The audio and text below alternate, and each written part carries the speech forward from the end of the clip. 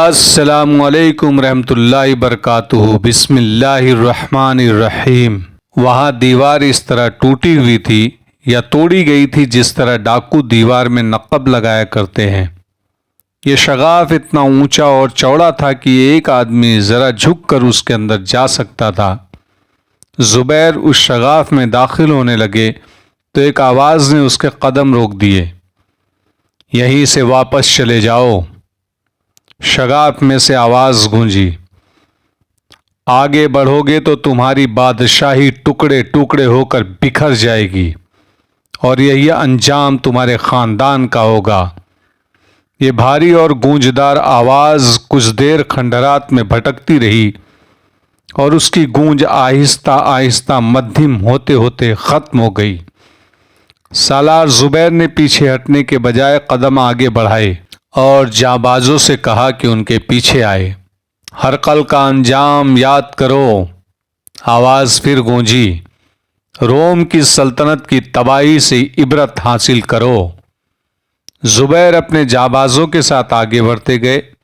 یہ ایک سرنگ سی تھی جو شگاف سے زیادہ اونچی اور چوڑی تھی۔ 2-3 قدم ہی آگے گئے ہوں گے تو آواز پھر بلند ہوئی، ہم یہاں سے نہیں اگلے جہان سے بول رہے ہیں۔ پہلے جیسی آواز گرجی، ابھی وقت ہے، 2 قدم آگے بڑھائے تو زندہ واپس نہیں جا سکو گے۔ سالار زبیر نے اپنے جانبازوں سے کہا کہ وہ سرنگ میں ہی ٹھہریں اور خود واپس آئے اور شگاف میں سے باہر نکلے۔ اگر تم زندہ رہنا چاہتے ہو تو میرے سامنے آ جاؤ۔ زبیر بن العوام نے بلند آواز سے کہا، تم زندہ رہو گے، ہماری بادشاہی نہیں، بادشاہی اللہ کی ہے جسے کوئی انسان تباہ نہیں کر سکتا۔ ہم گناہ گاروں کو اللہ کا راستہ دکھانے آئے ہیں۔ عبادت صرف اللہ کی جاتی ہے۔ اگر میرے سامنے خود ہی نہیں آ جاؤ گے تو زندہ نہیں رہ سکو گے۔ سالار زبیر تھوڑی دیر جواب کا انتظار کرتے رہے لیکن انہیں کوئی جواب نہ ملا۔ وہ پھر شگاف کے اندر چلے گئے۔ ایک مجاہد نے جلتی ہوئی مشال اٹھا رکھی تھی۔ یہ سرنگ ختم ہوئی تو آگے رستہ بند تھا اور 2 راستے نکلتے تھے، ایک دائیں اور ایک بائیں کو۔ بائیں طرف دیکھا تو یہ بھی سرنگ سی ہی تھی اور کچھ لمبی بھی تھی۔ اس کے اگلے سرے پر جہاں یہ ختم ہوتی تھی ہلکی ہلکی روشنی نظر آ رہی تھی۔ سالار زبیر اس طرف مڑ گئے۔ جانبازوں، گھبرانا نہیں۔ سالار زبیر نے اپنی جماعت سے کہا، اندر کوئی فوج نہیں ہوگی، اللہ کو اپنے ساتھ سمجھو، ہم کسی کا خزانہ لوٹنے نہیں آئے، ہم یہاں اللہ کا یہ فرمان پہنچانے آئے ہیں کہ عبادت کے لائق صرف اللہ ہے۔ اس سرنگ سے نکلے تو سامنے ایک کشادہ کمرہ تھا جس کے ایک کونے میں چھوٹا سا فانوس جل رہا تھا۔ کمرے میں 4-5 اچھی قسم کے پلنگ رکھے تھے۔ کمرے کے وسط میں ایک بوڑھا آدمی جو لمبے چغے میں ملبوس تھا اور سر پر مصری ٹوپی اور ٹوپی پر رومال پڑا ہوا تھا، کھڑا اس طرف دیکھ رہا تھا جس طرف سے زبیر اور ان کے جانباز داخل ہوئے تھے۔ اس کے پیچھے 4-5 آدمی ہاتھوں میں تلوار لیے کھڑے تھے۔ یہ شخص بہت ہی بوڑھا لیکن جوانوں کی طرح سیدھا کھڑا تھا۔ اس کے جسم میں ذرا سا جھکاؤ نہیں تھا۔ سالار زبیر بن العوام نے اپنے جانبازوں کو ابھی سامنے نہیں آنے دیا تھا۔ وہ اکیلے ہی سرنگ سے نکل کر رک گئے تھے۔ یہاں مرنے کے لیے آئے ہو؟ بوڑھے نے کہا، ہم تمہاری یہ خواہش پوری کر سکتے ہیں، لیکن اس عمر میں مجھے اس گناہ سے بچا لو تو یہ تمہاری بہت ہی بڑی نیکی ہوگی۔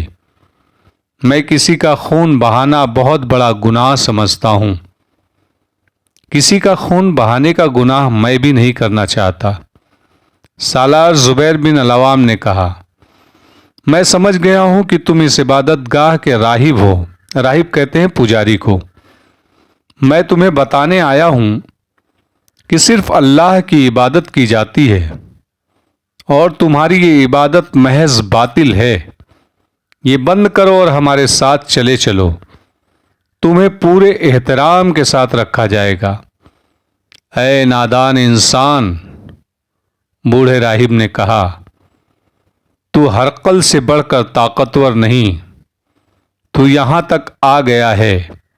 ہرقل کے آدمی اس راستے کے منہ پر ہی پہنچے تھے کہ تیر ان کے جسموں میں اتر گئے۔ پھر سلطنت روم جس انجام کو پہنچی وہ تو نے دیکھا ہے۔ پھر ہرقل کو ہم نے اس دنیا سے ہی اٹھا دیا۔ میں تیری جان بخشی کرتا ہوں اور تیری جرأت کی تعریف کرتا ہوں کہ تو یہاں تک آ گیا۔ جاؤ واپس چلے جا، ورنہ میرے یہ آدمی تیرے جسم کو کئی حصوں میں کاٹ کر انہیں کھنڈروں میں گم کر دیں گے۔ لڑکی میرے حوالے کر دو، سالار زبیر نے کہا۔ پھر اپنے آپ کو بھی میرے حوالے کر دو۔ بوڑھے راہب کو شاید غلط فہمی تھی کہ سالار زبیر اکیلا آیا ہے۔ اس نے کوئی اور بات نہ کی، اپنے پاس کھڑے 4 آدمیوں کی طرف دیکھ کر سر سے ہلکا سا اشارہ کیا۔ چاروں آدمی تلواریں سوت کر زبیر بن العوام کی طرف بڑی تیزی سے آئے۔ زبیر ان کے مقابلے کے لیے آگے بڑھے۔ ان 4 آدمیوں نے سالار زبیر کو گھیر لیا اور اس وقت اچانک تمام جاباز مجاہدین سرنگ سے نکلے اور ان آدمیوں پر ٹوٹ پڑے۔ ان جابازوں کے ساتھ ایک گائیڈ اور دوسرا وہ نوجوان بھی تھا جو گمشدہ لڑکی کو تلاش کرنے آیا تھا اور اس لڑکی کو دل و جان سے محبت کرتا تھا۔ ٹھہر جاؤ، بوڑھے راہب نے بلند آواز سے کہا۔ اس کی کسی نے نہ سنی۔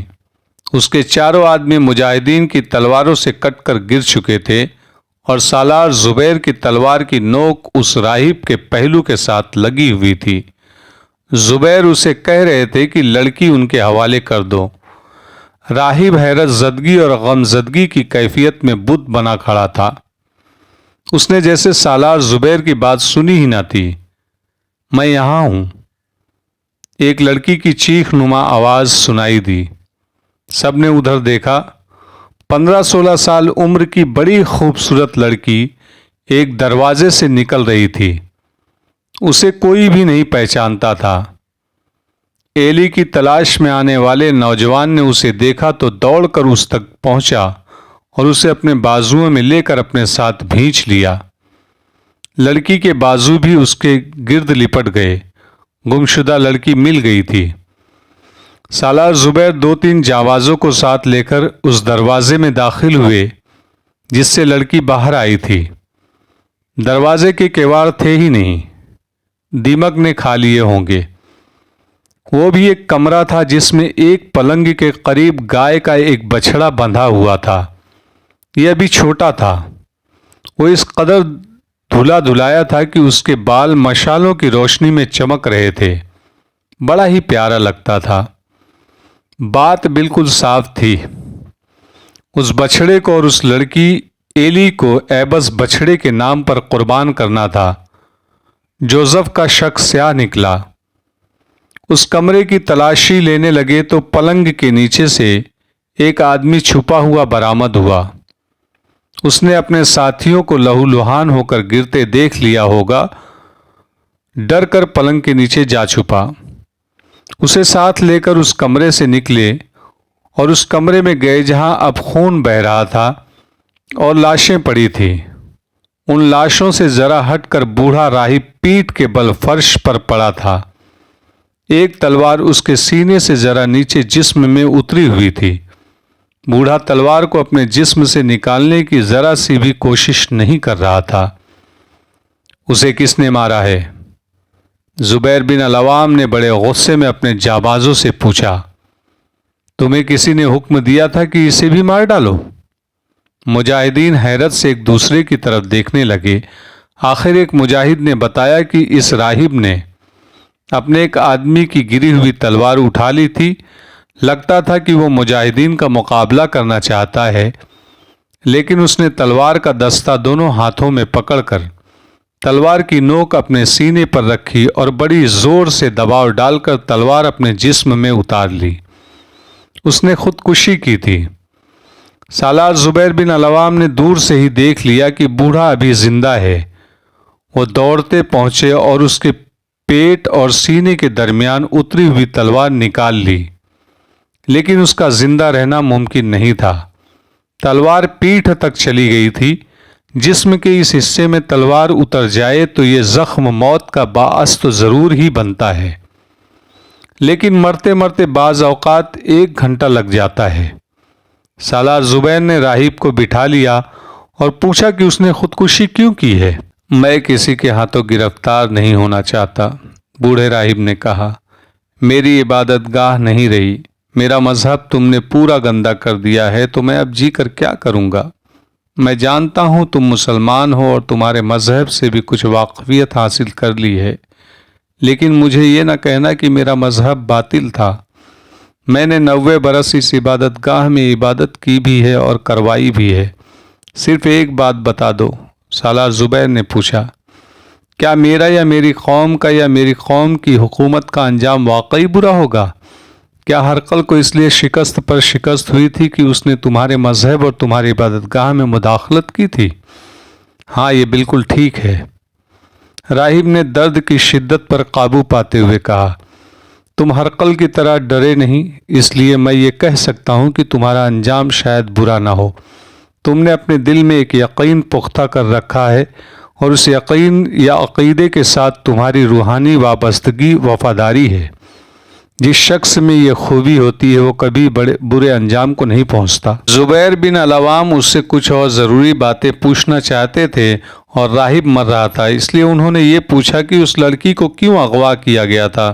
اس نے وہی بات بتائی جو جوزف سپہ سالار عمرو بن عاص کو بتا چکا تھا۔ اس نے یہ بچڑا 1-2 مہینے پہلے خریدا تھا اور پھر اپنے آدمی شہر میں اپنے مطلب کی لڑکی کو دیکھنے کے لیے بھیجے۔ اتفاق سے ان کی نظر ایلی پر پڑی تو اسے کچھ ورغلا کر اور کچھ دھوکہ دے کر باہر لائے اور کوئی دوائی اس کے ناک کے آگے رکھ کر اسے بے ہوش کیا اور اٹھا لائے۔ سالار زبیر نے اس سے پوچھا کہ لڑکی کا وہ قربانی سے پہلے کیا بناتے ہیں